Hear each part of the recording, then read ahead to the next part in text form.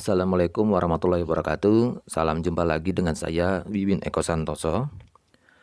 Kawan-kawan pencinta buku dan ilmu, kalau meminjam bait ke-25, Serat Sono Sunu karya Raden Ngabehi Yosodipuro II Romawi, Pujaga Istana Surakarta itu, kita mungkin perlu menyetujui sarannya bahwa selama dalam perjalanan, seketika masih di kendaraan, entah itu di motor roda 2, mobil, truk, atau kendaraan lain, sebaiknya pikiran dan hati memang perlu untuk tidak dijejali oleh rasa kecewa, marah, nyesal, sedih, dan semacamnya dengan mengingat akan hal-hal yang tidak baik dalam angan-angan atau pikiran serta perasaan. Baiklah, mari kita sama-sama baca Serat Sono Sunu, cetakan Pers Muhammadiyah Jogja tahun 1928 dalam aksara Jawa. Lan yuwo ngangen hangen siro, lan yuwo ngangen hangen siro, ing pikir kang ora becik, ing pikir kang ora becik, ing sakjroning lakun nira, muhung pasraha ing widi, yen lali ing lumaris, apese sira kasandung, lamun hora mangkono lakun nira tan pakolih, prapteng paran tan kacukup sedyan nira. Kita baca sekali lagi. Lan yuwo ngangen hangen siro, dan janganlah dibayangkan olehmu ing pikir kang hora becik, dalam pikiranmu hal-hal yang tidak baik, ing sakjroning lakun nira, selagi masih dalam perjalananmu, muhung pasraho ing widi, ya sebaiknya pasrahlah selama dalam perjalanan itu kepada Tuhan. Yen lali ing lumaris, kalau tidak pasrah dan lupa soal ini di perjalananmu, apese siro kasandung, paling tidak dirimu akan tersantuk atau terantuk pada sesuatu hal. Lamun hora mangkono, ya kalau tidak begitu, lakun niro tan pakolih, maka perjalananmu itu tidak akan bermanfaat. Prapteng paran tan kacukup sedyan niro, meskipun sampai di tempat tujuan, prapteng paran, meskipun sampai di tempat tujuan, tan kacukup sedyan niro, tetapi tidak tercapai apa yang menjadi hajatmu. Begitulah. Nah, pada tahun 1825 Masehi, sebagaimana yang disebut-sebut oleh beberapa pihak, misalnya Sartono Kartodirjo Aleksadewo dalam buku berjudul Beberapa Segi Etika dan Etiket Jawa, tahun 1825 itu merupakan tahun di mana Serat Sono Sunu dianggap ditulis oleh Yosodipuro II, yang hal demikian diperkirakan melalui sengkalan di bait ke-1 yang menunjukkan angka 1747 Jawa pada kalimat Sapta Catur Swareng Janmi, kalau tidak salah begitu bacanya. Menurut Sri Margono, Serat Sono Sunu dapat dianggap sebagai salah satu karya asli Yosodipuro II yang diinspirasi oleh situasi sejaman.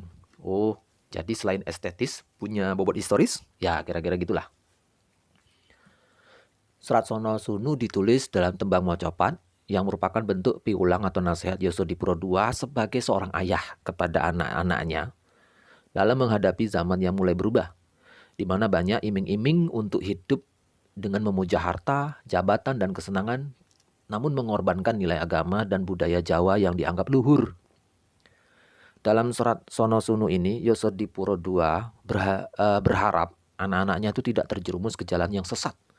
Rupanya, kira-kira begitulah tulis Sri Margono, keinginan Yosodipuro II ini terkabul, tercapai. Karena 3 orang putranya itu, yaitu Ronggo Warsito II, Mas Haji Ronggo Sasmito, dan Raden Ngabehi Hawikromo alias Yosodipuro III, itu menjadi orang-orang yang berilmu.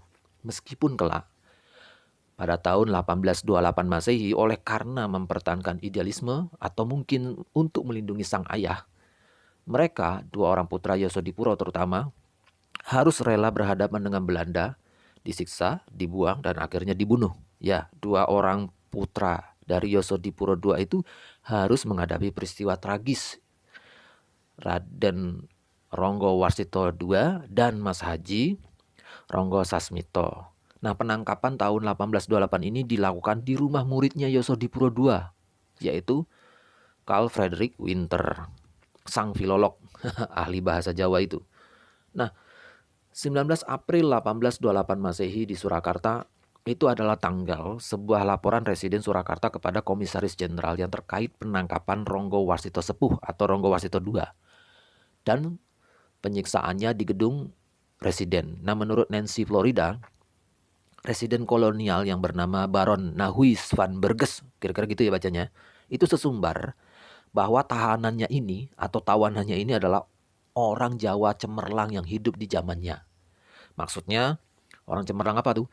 Maksudnya ya anak Yosodipuro II, yakni Ronggo Warsito Tua atau Ronggo Warsito Sepuh, yang rupanya diakui oleh lawannya ini sebagai orang brilian. Nah, Ronggo Warsito Tua ini dibawa untuk dibuang ke pengasingan di Batavia tahun 1828 pada puncak perang Diponegoro, yaitu sebuah konflik berdarah yang didaku oleh Belanda telah menewaskan sebanyak 15.000 serdadu kolonial dan lebih dari 200.000 pemberontak dan warga sipil Jawa. Masih pada tahun 1828 Masehi itu, perlu dicatat bahwa Ronggo Warsito II yang telah memperoleh jabatan tinggi sebagai Lurah Carik atau Ketua Penulis Kadipaten Keraton Surakarta, kini 1828 di puncak perang pemberontakan Pangeran Jogja itu, seluruh capaian karirnya tersebut dicopot seakan-akan secara tiba-tiba karena tuduhan telah berkhianat. Maksudnya, ya karena waktu itu Keraton Surakarta pura-pura bersekutu dengan Belanda melawan pemberontak Diponegoro padahal, nah itu. Kemudian Ronggo Warsito II ini ditangkap oleh penguasa kolonial dan dibuang ke Batavia. Lagi-lagi informasinya begitu. Ini sebuah momen penting yang masih membekas pada anaknya kemudian kelak, Ronggo Warsito Muda. Dan Ronggo Warsito Sepuh itu disergap di kediaman murid bahasa sastra Jawanya. Namun murid tersebut yaitu C.F. Winter yang diakui luas sebagai bapak filologi Jawa, itu adalah orang yang telah merancang gurunya yaitu Ronggo Warsito II untuk ditangkap. Di saat sang residen atau Nahuys dan para pengawalnya meringkus sang guru sastra yang malang tersebut, barisan pasukan lain sedang merazia rumah Ronggo Warsito. Seluruh kertas naskah bersama peralatan perang termasuk tambur dan sebuah panji bertulis Arab disita. Sang tahanan yakni Ronggo Warsito Sepuh yang disebut sang residen yang menangkapnya sebagai orang Jawa pandai terpelajar pada masanya, itu dikurung dalam suatu ruangan di kantor residen di mana disiksa hingga akhirnya mengakui apa? Mengakui bahwa dialah yang bersurat kepada pihak Pangeran Diponegoro. Padahal kalau menurut bacaan kita ke Sri Margono, surat itu sebenarnya ditulis oleh bapaknya yaitu Yosodipuro II. Tetapi dengan rela hati sang anak yakni Ronggo Warsito II ini mengakui itu adalah dirinya bukan bapaknya yang melakukan itu, sehingga bapaknya selamat, dirinya yang ya tragis. Ronggo Warsito ini segera diasingkan di Batavia dan kemudian wafat secara misterius. Ya, akan tetapi kalau menurut catatan Nancy Florida berdasarkan karya Anjar Ani, serat-serat yang tersimpan di perpustakaan Universitas Leiden menunjukkan bahwa Ronggo Warsito Sepuh ini akhirnya dibuang ke Fort de Kock, Bukit Tinggi di Minangkabau. Jadi ketika Ronggo Warsito Tua atau Ronggo Warsito Sepuh ini dibawa menuju ke pengasingan di Batavia paling tidak pada tahun 1828 tadi, atau kemudian juga dibawa ke Bukit Tinggi, selama perjalanan itulah dalam bayangan seorang Wiwin Eko Santoso, sang pujangga Ronggo Warsito Tua ini itu ingat ajaran bapaknya si Yosodipuro II dalam serat Sono Sunu yang berbunyi lan yuwo ngangen hangen siro ing pikir kang ora becik, ing pikir kang ora becik, ing sajroning lakun nira muhung pasraha ing widhi. Muhung pasraha ing widhi. Nah, kira-kira begitu kan? Demikianlah dari saya, Wiwin Eko Santoso. Terima kasih. Assalamualaikum warahmatullahi wabarakatuh.